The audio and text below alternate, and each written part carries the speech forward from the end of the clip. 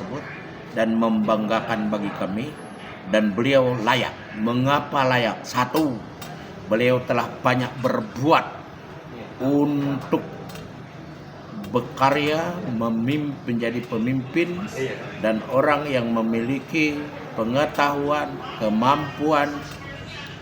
Dari mana kami melihat? Satu, beliau berkarir dari bawah, dari mulai pegawai tingkat rendah, kecamatan, naik kabupaten, provinsi, dan beliau adalah orang yang gigih walaupun belum jadi pejabat zaman dulu. Ketika masyarakat Dayak mengalami persoalan, beliau tampil di depan untuk membela kaum Dayak. Setelah dia jadi pejabat, artinya dia memiliki kewenangan yang besar. Menjadi bupati 2 periode, menjadi gubernur 2 periode, bahkan menjadi pemimpin dalam kelembagaan adat Dayak, menjadi ketua umum Dewan Adat Dayak Provinsi Kalimantan Barat, menjadi presiden Majelis Adat Dayak Nasional sebagai lembaga dan masyarakat Dayak tertinggi di tingkat nasional. Dan beliau karena masih merasa terpanggil dan dia masih energik dan dia masih memiliki kemampuan, dia ikut kompetisi pemilihan anggota legislatif DPR RI dan terpilih periode yang lalu 2019-2024, kemudian sekarang 2024-2029. Sebagai seorang Cornelis, di dalam kepemimpinannya beliau adalah seorang yang kami anggap sebagai fajar yang muncul cahaya menerangi kaumnya, sehingga begitu beliau menjadi gubernur yang tadinya Dayak dianggap tidak ada, Dayak disepelekan, Dayak disingkirkan, Dayak tidak ada apa-apa. Begitu dia gubernur, dia melihatkan kepada dunia, kepada bangsa, bahwa saya pemimpin Dayak juga mampu sejajar dengan masyarakat lain. Selama kepemimpinannya, kami masyarakat Dayak merasa terangkat harkat martabat kami, dan kami merasa ketika beliau menjadi pemimpin, kami merasakan dampak yang luar biasa. Orang Dayak yang tadinya malu mengakui Dayak, akhirnya rata-rata bangga sebagai Dayak. Maka orang lain pun yang bukan Dayak setelah dia jadi pemimpin, kadang dia mengatakan bahwa dirinya adalah orang Dayak. Ya, kita tidak mau mengklaim yang macam-macam, mungkin ada keluarganya Dayak dan sebagainya, tapi kita senang orang mulai mengaku tentang Dayak. Nah, itulah salah satu dampak yang luar biasa dari seorang Cornelis. Yang kedua, bahwa Cornelis ini adalah seorang pemimpin yang berkarakter. Mengapa? Karena satu ajaran yang diajarkan kepada kaum muda dan para pejuang Dayak. Kalau kamu takut, jangan berani-berani. Kalau kau berani, jangan takut-takut. Selama kau membela kebenaran, keadilan, kata beliau, jangan engkau takut. Karena nyawamu bukan ditentukan oleh manusia, tapi oleh Tuhan Sang Pencipta, pemberi kehidupan. Nah, karena itu kepemimpinan yang berkarakter ini masih sampai hari ini oleh Pak Cornelis, seorang yang tegas, seorang yang berani, seorang yang terus membela kepentingan masyarakat, kepentingan pejabat-pejabat, staf-staf pegawai negeri yang tadinya dia perjuangkan soal misalnya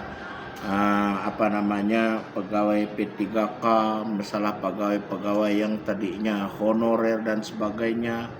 Nah, beliau adalah seorang penerobos di bidang kepegawaian.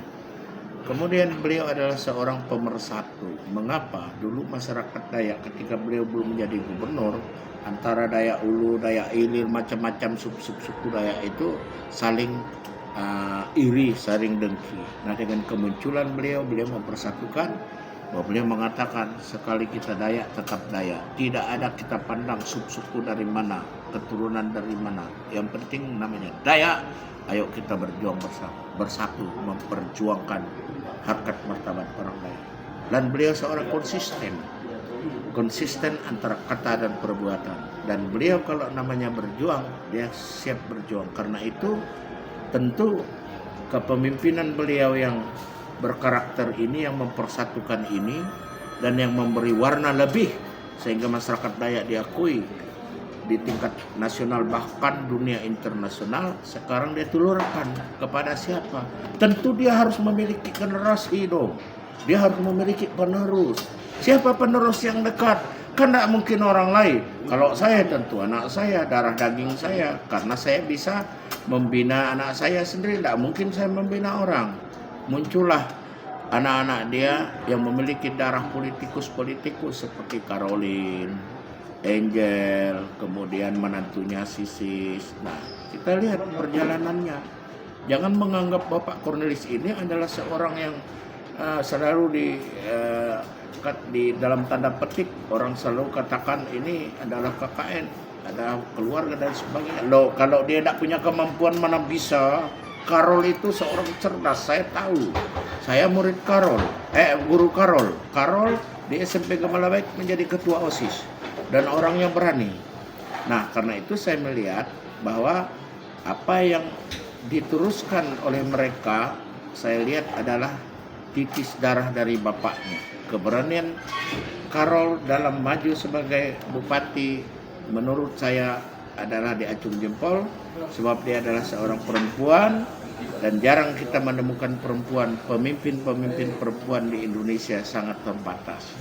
Nah, karena itu kita apresiasi bahwa Karol kemarin dia menjadi bupati di Landak walaupun dalam situasi Covid, dana terbatas, tetapi pendanaan itu lebih banyak diarahkan bagaimana peningkatan pertanian, peningkatan kesejahteraan masyarakat di bidang pertanian, memberikan bantuan-bantuan di pertanian dan sebagainya, lobby ke pusat untuk membangun Kabupaten Landak. Karena itu kami apresiasi bahwa pasangan keren adalah Caroline dan Erani, masih sebuah pasangan yang memiliki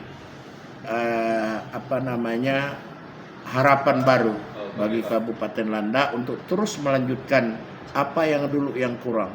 Di masa Covid yang kurang anggarannya sampai dipotong di mana-mana sampai 30-40%. Nah, sekarang Karol dia akan menunjukkan kembali kualitasnya dan saya yakin dia akan mampu memimpin Landak yang didampingi oleh Erani sebagai kepala dinas yang berpengalaman, dan juga kita memberikan apresiasi dan harapan saya kepada dua pasangan ini.